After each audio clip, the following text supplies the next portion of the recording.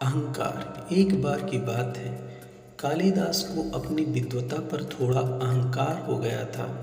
एक बार कालिदास किसी काम से जा रहे थे। गर्मी का मौसम था। उनको बड़े जोरों से प्यास लगी। आसपास ना ही कोई गांव था, ना ही कोई जोर तालाब था।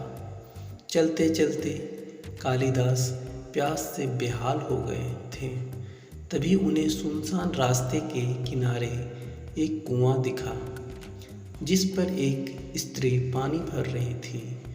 उस स्त्री से कालिदास बोले, माते पानी पिला दीजिए, बड़ा पुण्य होगा। स्त्री बोली, बेटा मैं तुम्हें जानती नहीं, अपना परिचय दो, मैं अवश्य पानी पिला दूंगी।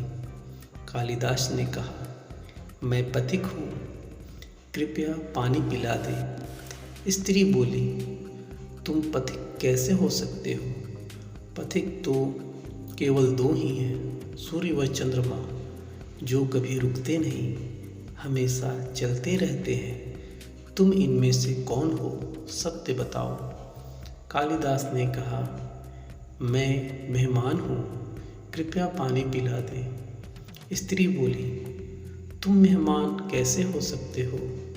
संसार में दो ही मेहमान हैं, पहला धन, दूसरा यौवन।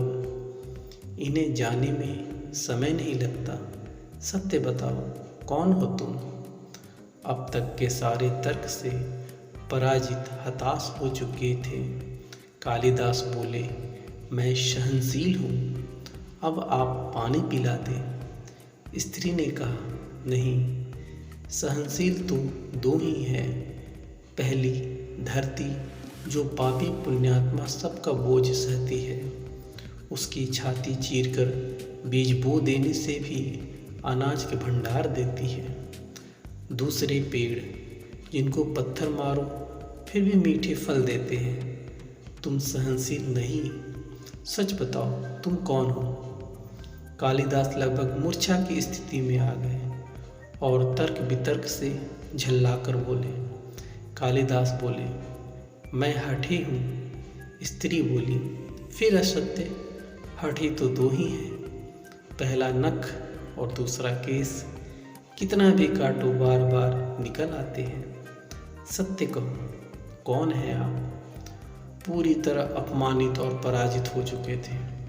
कालिदास ने कहा, फिर तो मैं मूर्ख ही हूँ। स्त्री ने कहा, नहीं, तुम मूर्ख कैसे हो सकते हो? मूर्ख दो ही हैं, पहला राजा, जो बिना योग्यता के भी सब पर शासन करता है, और दूसरा दरबारी पंडित, जो राजा को प्रसन्न करने के लिए गलत बात पर भी तर्क करके उसको सही सिद्ध करने की चेष्टा करता है। कुछ बोल न सकने की स्थिति में कालिदास उस स्त्री के पैर पर गिर पड़े और पानी की याचना में गिड़गिड़ाने लगे। स्त्री ने कहा, उठो वत्स। आवाज़ सुनकर कालिदास ने ऊपर देखा तो साक्षात माता सरस्वती वहाँ खड़ी थी। कालिदास पुनः नतमस्तक हो गए। माता ने कहा, शिक्षा से ज्ञान आता है, न कि अहंकार।